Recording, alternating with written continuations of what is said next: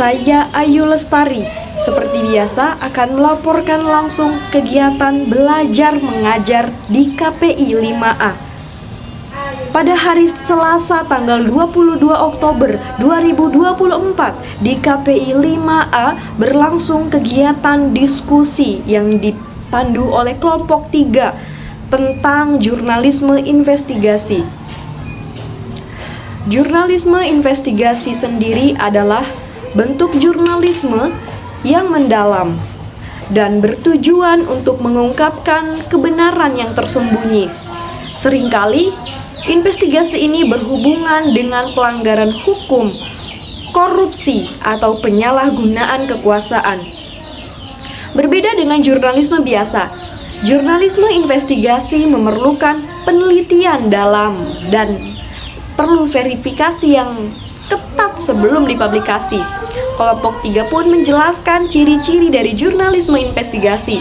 Yang pertama, menyelidiki mendalam mengenai fakta yang tidak mudah ditemukan atau sengaja disembunyikan. Seringkali memang memerlukan waktu yang panjang.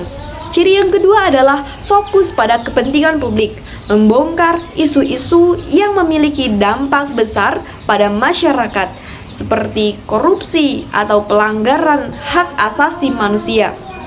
Yang ketiga, penggunaan bukti ketat berdasarkan bukti yang valid seperti dokumen, wawancara dengan narasumber yang terpercaya atau data yang diverifikasi.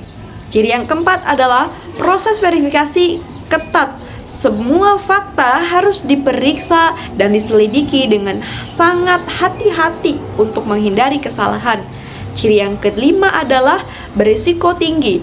Jurnalis dapat menghadapi risiko hukum, intimidasi, atau ancaman fisik karena sering mengungkapkan pihak berkuasa. Tahap singkat jurnalisme investigasi sendiri dijelaskan. Yang pertama, pemilihan topik, mengidentifikasi isu yang layak diinvestigasi. Yang kedua, penelitian dan pengumpulan data. Pengumpulan data dan bukti melalui wawancara, dokumen, atau sumber lain yang relevan. Tahap yang ketiga adalah verifikasi fakta. Memisahkan keakuratan setiap informasi melalui pengecekan silang dan informasi dari berbagai sumber. Tahap yang keempat adalah penulisan laporan. Menyusun laporan berdasarkan data yang sudah diverifikasi, biasanya dalam bentuk objektif dan faktual. Tahap yang kelima adalah publikasi dan tindak lanjut. Mempublikasi hasil investigasi serta memantau dampak dan respon dari pihak-pihak yang terlibat. Kelompok 3 pun menjelaskan tentang contoh jurnalisme investigasi. Contoh dari jurnalisme investigasi adalah jaringan narkoba Freddy Budiman.